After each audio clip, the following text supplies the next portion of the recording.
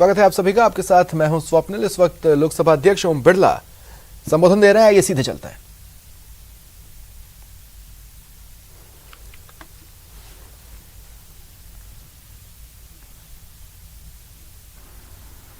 और उन्होंने एक बात और कही कि 12,000 इसलिए है कि हमारे यहां का रामगंज मंडी का धनिया सबसे बढ़िया धनिया है और नाम से लोग लेते हैं। कुछ गुजरात के राजकोट के इलाके की टक्कर लेने की कोशिश करते हैं, लेकिन खुशबू तो है तो वो धनिया रामगंज मंडी की है। इसी तरीके से मैं इटली में गया तो मैंने कहा ये पत्थर, उन्होंने कहा साहब ये कोटा स्टोन है रामगंज मंडी का, लेकिन कोटा स्टोन के नाम से जाना जाता है। और केवल इटली में नहीं, खाड़ी के अधिकतम देशों के अंदर कोटा स्टोन के पत्थर की महक है। ये उन मजदूरों का पसीना है जिन्होंने तपती धूप के अंदर पत्थर पर खड़े होकर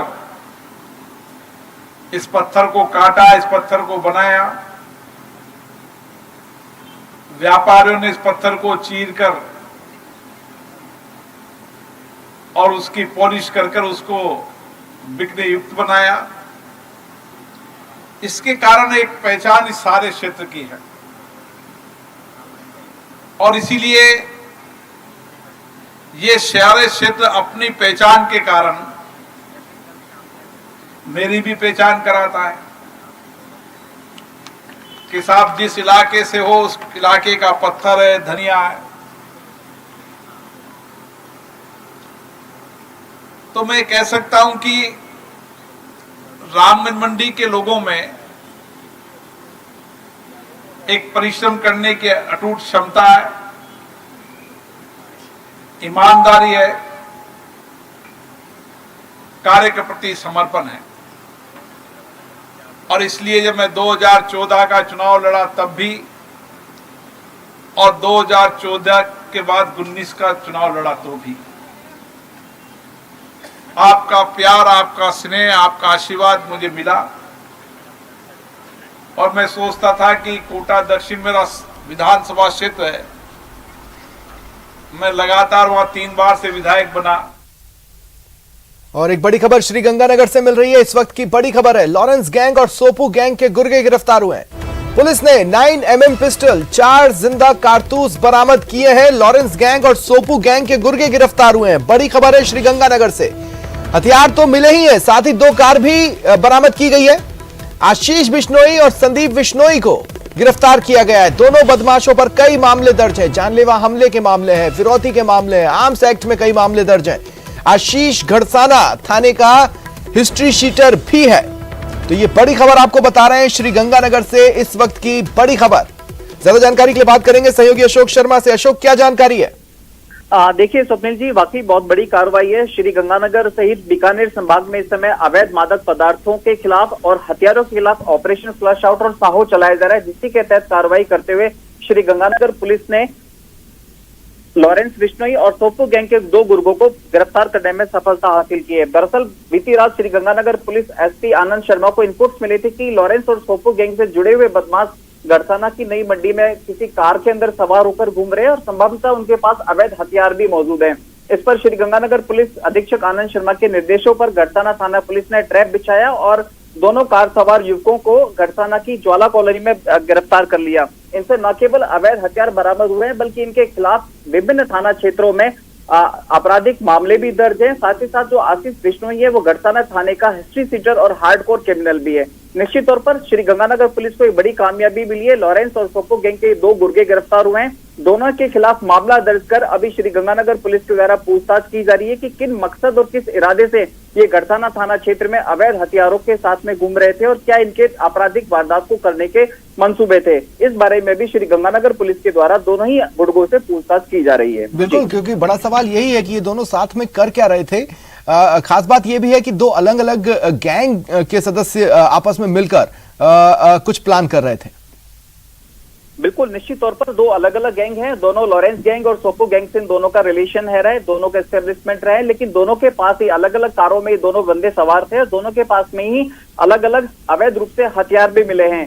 पुलिस के जो पास जो इनपुट थे उसके अनुसार पुलिस ने इस कार्रवाई को अंजाम दिया, लेकिन अब पूछताछ में सामने आ पाएगा कि आखिर गड़साना थाना क्षेत्र में ये दोनों गुर्गे किस आपराधिक वारदात के मंसूबों को लेकर घूम रहे थे, ये भी पूछताछ में सामने आना बाकी है। चलिए, शुक्रिया तमाम जानकारी के लिए।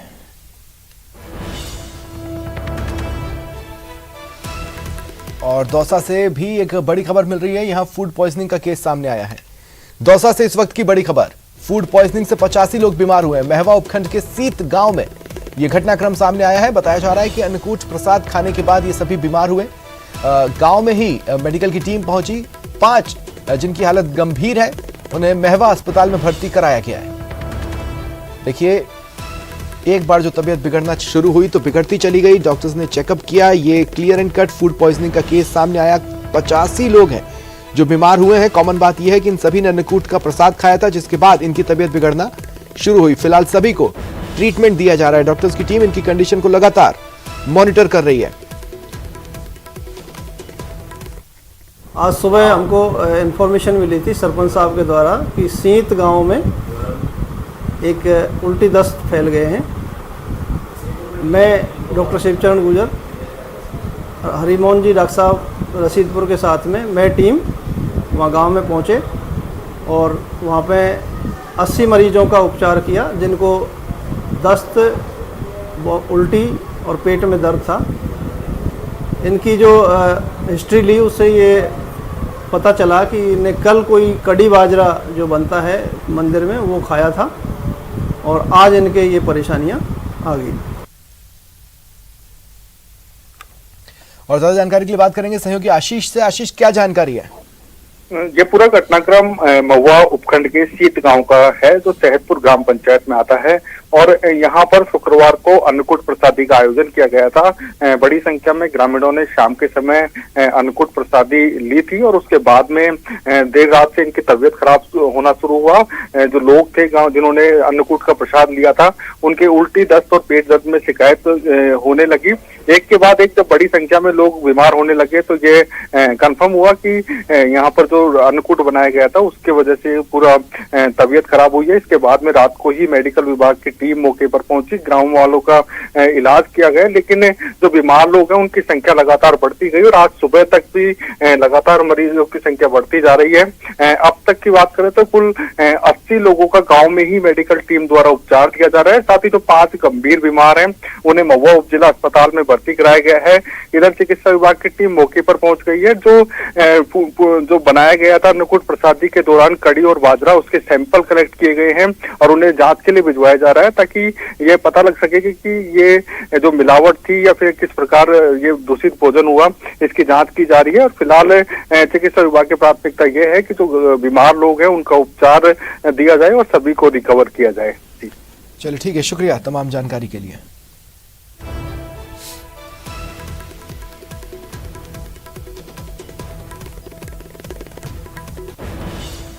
High speed train Vande Bharat का एक बार फिर से जानवर से टकराने का मामला सामने आया। शनिवार को जब गुजरात के वलसाड से वंदे भारत ट्रेन गुजर रही थी, तभी एक सांड उससे टकरा गया। हालांकि कोई बड़ी घटना नहीं हुई, सभी यात्री सुरक्षित हैं। घटना के बाद ट्रेन कुछ देर उसी स्थान पर रुकी रही। थोड़ी देर बाद ट्रेन को रवाना किया गया। गुजरात में वंदे भारत एक महीने में तीसरी बार किसी जानवर से टकराई है। इससे पहले ही हाई स्पीड ट्रेन 7 अक्टूबर 2022 को गांधीनगर से मुंबई की यात्रा के दौरान आणंद स्टेशन पर एक गाय से टकराई थी। ट्रेन का अगला हिस्सा क्षतिग्रस्त हो गया। आणंद में गाय से टकराने के महज 2 दिन पहले ये ट्रेन अहमदाबाद के पास वाटवा में 4 भैंसों से टकराई थी। तब भी ट्रेन के आगे के हिस्से को नुकसान पहुंचा था।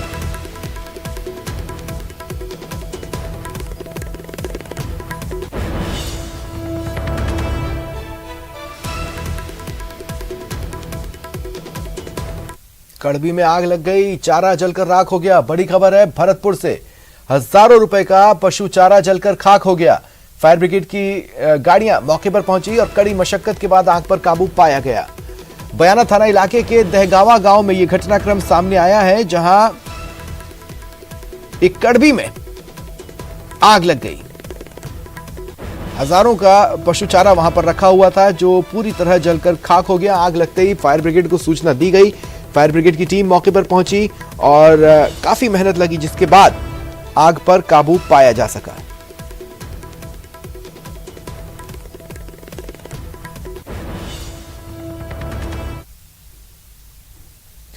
और इधर जैसलमेर में सीएमएचओ ऑफिस में आग लग गई। मुख्य चिकित्सा अधिकारी सम कार्यालय में आग लगी। घंटों की मशक्कत के बाद आग पर काबू पाया गया। आग लगने का कारण प्रारंभिक तौर पर शॉर्ट सर्किट बताया जा रहा है, हालांकि जांच जारी है। सीएमएचओ ने जांच टीम बनाई है। नुकसान का भी आकलन किया जाएगा।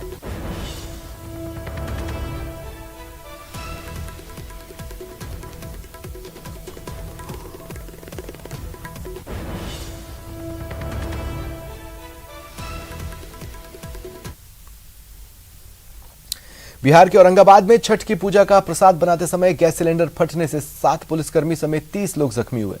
21 से ज्यादा लोग 70% से ज्यादा जले। इनमें से 10 की हालत गंभीर है। हादसा शुक्रवार रात 2:30 बजे हुआ। शहर के साहिबगंज मोहल्ले के वार्ड नंबर 24 में अनिल गोस्वामी के घर छठ पूजा चल रही थी। परिवार के सभी सदस्य प्रसाद बनाने में जुटे थे, तभी अचानक गैस रिसने से आग लग गई।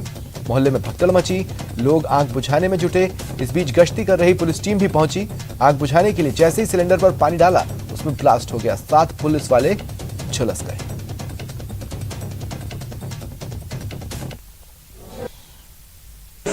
मेरा छठ पूजा हो रहा था। हमारी पत्नी जो थी जो मल बना रही थी खाने पीने के लिए, और उसी क्रम में हम लोग इधर आए और वहीं से लीकेज किया और पूरा आग धर लिया और तब पूरा मकान धरने लगा। हम लोग भागे ऊपर से भाग करके फिर दूसरे क्या करके भागे तक नीचे भी पूरा धर लिया, ऊपर भी धर दिया और उसी के बीच सिलेंडर फट गया। सब हम लोग घायल लोग। कितने लोग आदमी घायल हुए? हम लोग तो मेरा बेटा भी है, हम है और इसके बाद परिवार सब मोहल्ला के भी हैं 10-15-20 लोग, सब हम लोग घायल लोग। पाकिस्तान की ओर भारत की सीमा से घुसने की कोशिश कर रहे घुसपैठिए को बीएसएफ के जवानों ने ढेर कर दिया। घुसपैठिया जीरो लाइन से लगभग 250 मीटर तक भारतीय सीमा में आ गया था। सुरक्षा बलों के रोकने पर भी जब वो नहीं रुका तो जवानों ने फायरिंग की। इसमें वह मारा गया। अंतर्राष्ट्रीय बॉर्डर पर घुसपैठ का यह प्रयास शुक्रवार रात को श्रीगंगानगर में अनूपगढ़ के पास शेरपुरा पोस्ट पर हुआ, जब बीएसएफ जवानों की टुकड़ी गश्त कर रही थी। बीएसएफ के डीआईजी अमित कुमार त्यागी ने बताया कि पेट्रोलिंग के दौरान पाकिस्तान की ओर से एक युवक जीरो लाइन को पार कर घने जंगल से होता हुआ भारत की सीमा में आता दिखा। जवानों ने उसे रुकने को कहा। इसके बाद भी वो लगभग 250 मीटर तक आगे आ गया। लगातार आगे बढ़ रहा था। गश्त कर रहे जवानों ने गोली चलाई। युवक के नहीं रुकने पर 8 राउंड फायरिंग कर उसे मार गिराया।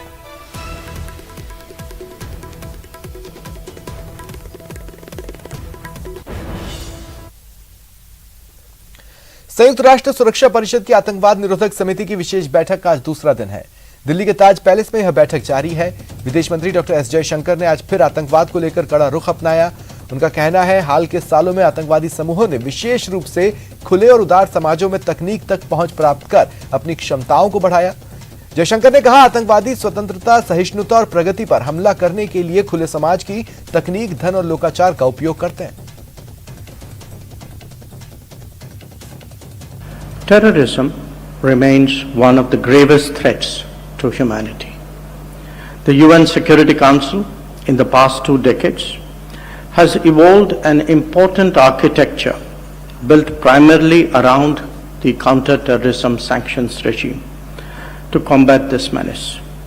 This has been very effective in putting those countries on notice that had turned terrorism into a state-funded enterprise. Despite this, the threat of terrorism is only growing and expanding, particularly in Asia and Africa, as successive reports of the 1267 Sanctions Committee monitoring reports have highlighted. The technological innovations and breakthroughs of the past 2 decades have been transformative in the way the world functions in every respect. These new emerging technologies, from virtual private networks and encrypted messaging services to blockchain and virtual currencies, offer a very promising future for a wide array of economic and social benefits for humankind. However, there is a flip side especially where terrorism is concerned. चलिए बढ़ेंगे आगे। शिमला में केंद्रीय मंत्री अनुराग ठाकुर ने press conference की। उन्होंने कांग्रेस पर निशाना साधा। कहा, चुनावों में जो कांग्रेस कहती है वो बाद में करती नहीं। इसके अलावा अनुराग ठाकुर ने कांग्रेस की चार्जशीट पर कहा कि जिनके खुद के काम संदेह के घेरे में हो वो दूसरों पर क्या आरोप लगाएंगे।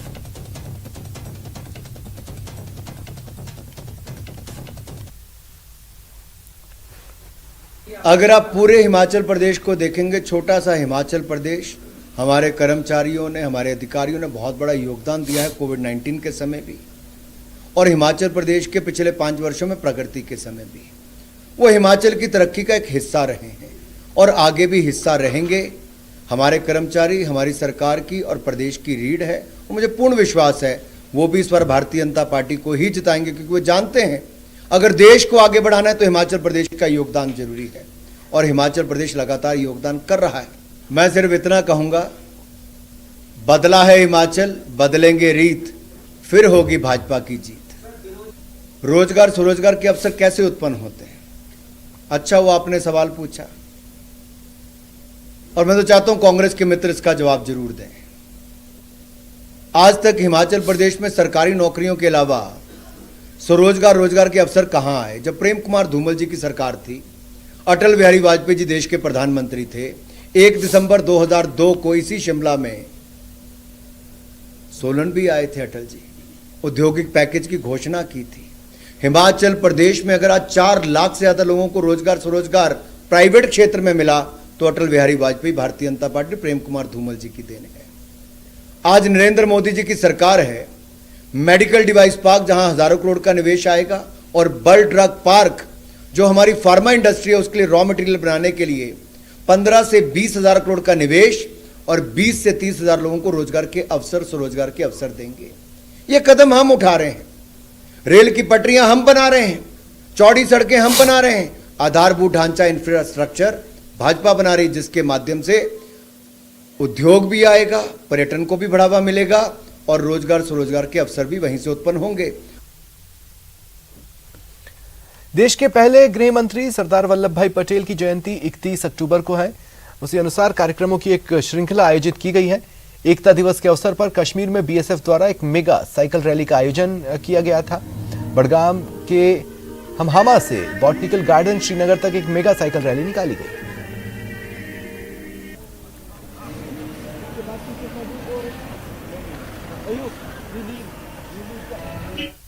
देखिए, ये नए दौर का कश्मीर है, विकास की अंगड़ाई लेता हुआ कश्मीर है और पिछले 3 सालों में एक विकास की नई बयार बह रही है। कश्मीर का युवा जानता है कि उसका जो भविष्य है, रोजगार के अवसर हैं और जो स्वर्णिम कश्मीर बनेगा अखंड भारत के अभिन्न हिस्से के रूप में, इसका एक संदेश कि कश्मीर से कन्याकुमारी तक भारत एक है, एक था और एक रहेगा। भारत और फ्रांस की एयरफोर्स का 7वां संयुक्त युद्धाभ्यास गरुड़ जोधपुर में शुरू हुआ। फ्रांस के 220 सैनिकों की टुकड़ी 4 राफेल फाइटर जेट और मल्टी रोल टैंकर ट्रांसपोर्ट के साथ जोधपुर पहुंची। दूसरी तरफ इंडियन एयरफोर्स की तरफ से राफेल, सुखोई, तेजस और जगुआर फाइटर जेट के अलावा LCH को इस युद्धाभ्यास में उतारा है। दोनों देशों की एयरफोर्स के बीच यह युद्धाभ्यास 12 नवंबर तक चलेगा। इस दौरान दोनों देश अपने अपने अनुभव एक दूसरे के साथ साझा करेंगे।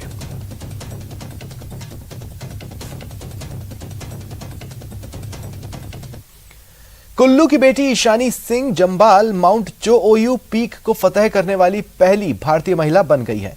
माउंट चोओयू पीक नेपाल और चीन के बीच में है। 7,200 मीटर की ऊंचाई पर यह दुनिया की 6ठी सबसे ऊंची और कठिन चोटी है, जिसे ईशानी ने फतह कर कीर्तिमान बनाया। कुल्लू के पहन नाला की रहने वाली ईशानी ने अपनी कामयाबी का श्रेय अपने माता पिता, ट्रेनर और स्पॉन्सर्स को दिया। माउंट चोओयू दुनिया की 6th हाईएस्ट पीक है और नॉर्मली इसको नॉर्थ साइड से सबमिट किया जाता है, अटेम्प्ट किया जाता है बेसिकली। तो इसका रूट ज़्यादातर तिब्बत साइड से लिया जाता है। तो फर्स्ट टाइम ऐसा हुआ कि साउथ साइड जो है माउंट चोयुकी जो कि नेपाल में पड़ती है, वहाँ से फर्स्ट टाइम रूट या अटेम्प्ट हुआ और ये हमारा अटेम्प्ट सबमिट के लिए था बेसिकली। और इसको इसीलिए अटेम्प्ट नहीं किया जाता है साउथ साइड से क्योंकि ये रूट काफ़ी रिस्की है। तो इंडिया सबसे ज़्यादा उस साउथ रूट में जो पहली बार रूट ओपन हो रहा था वहाँ पे सबसे ज़्यादा हाइट में इंडिया पहुँचा। तो मैंने अपना बेस्ट दिया। बाकी नेक्स्ट टाइम हम ज़रूर कोशिश करेंगे कि हम सबमिट तक पहुँचे।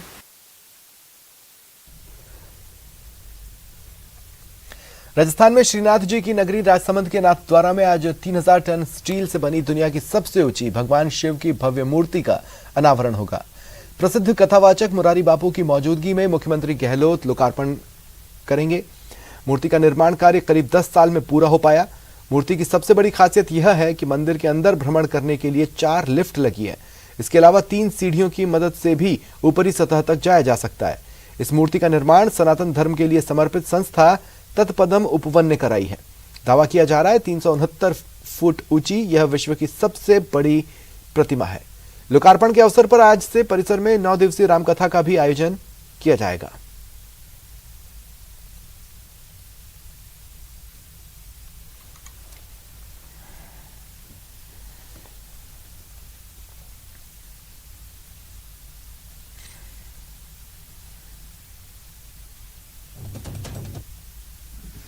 मेरी कोई भूमिका नहीं हो सकती, राम कथा की भूमिका अवश्य है। नहीं पर इसमें निमित्त तो बापू भी है ना, निमित्त है, लेकिन इसमें राम कथा का बहुत बृहद हिस्सा रहेगा। राम राज्य की स्थापना राम ने स्थापित किया था, अब राम कथा स्थापित कर रहे हैं। तो नाथद्वारा में जिस प्रकार से नाथद्वारा के बारे में क्या कहना साहब, ये तो स्वयं ठाकुर जी विराजमान है और उसको मिलने के लिए श्रीनाथ जी को मिलने के लिए विश्वनाथ पधारे हैं और ये हरि हरि एक स्वरूप हो गया। ये तो एक सोने में सुहागा। दिवाली के बाद से दिल्ली एनसीआर की हवा की सेहत लड़खड़ा गई है। वायु गुणवत्ता बेहद खराब श्रेणी में है। शनिवार सुबह दिल्ली विश्वविद्यालय क्षेत्र में वायु गुणवत्ता सूचकांक यानी AQI 355 पर रहा। मथुरा रोड क्षेत्र में 340, नोएडा में 392। दिल्ली के कई इलाकों में AQI 400 के भी पार है। वहीं आशंका है कि अगले 6 दिनों तक जहरीली हवाओं से राहत मिलने की उम्मीद नहीं। जबकि शुक्रवार को दिल्ली का प्रदूषण स्तर 357 था, जो इस सीजन का सबसे अधिक मापा गया था। शुक्रवार को दिल्ली के साथ गाजियाबाद, नोएडा, फरीदाबाद समेत एनसीआर क्षेत्र में प्रदूषण स्तर बेहद खराब रहा। दिल्ली में भी प्रदूषण का स्तर लगातार बढ़ रहा है।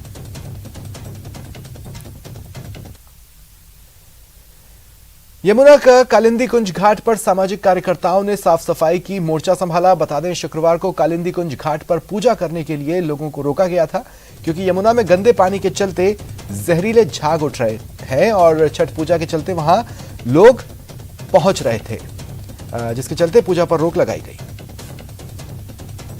हम यहाँ पे हर संडे को यहाँ पे मतलब आते हैं हम यमुना क्लीन के लिए। काफ़ी 1 साल से हम यहाँ पे प्रयत्न कर रहे हैं कि हमारी जो यमुना है वो स्वच्छ हो जाए।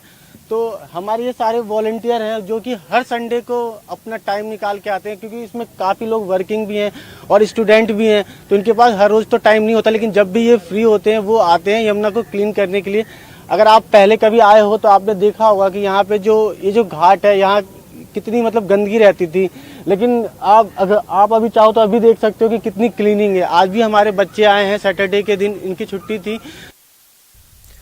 समस्तीपुर की बेटी हर्षप्रीत कौर जो सिख समुदाय से आती हैं, लेकिन छठ के मौके पर इनका पूरा परिवार छठ घाट पर जाते हैं और अपनी गायकी के माध्यम से छठ मैया की आराधना करते हैं। हर्षप्रीत कौर कई चैनलों में रियलिटी शोज में भाग ले चुकी हैं। आइए सुनते हैं हर्षप्रीत के गाए छठी मैया के गीत।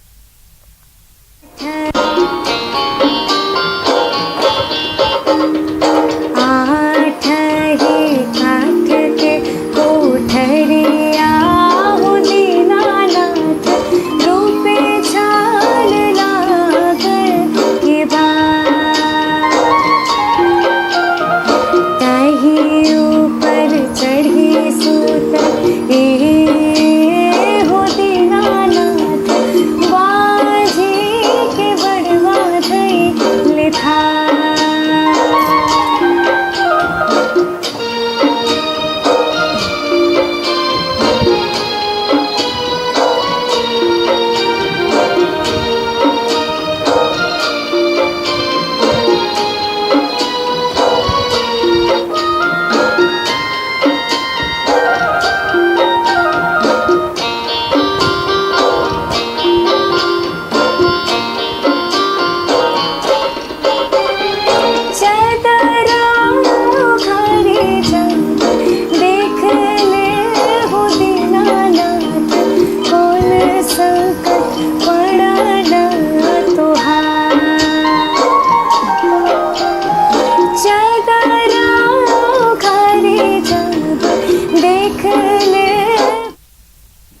फिलहाल इतना ही, मुझे दें इजाजत, नमस्कार।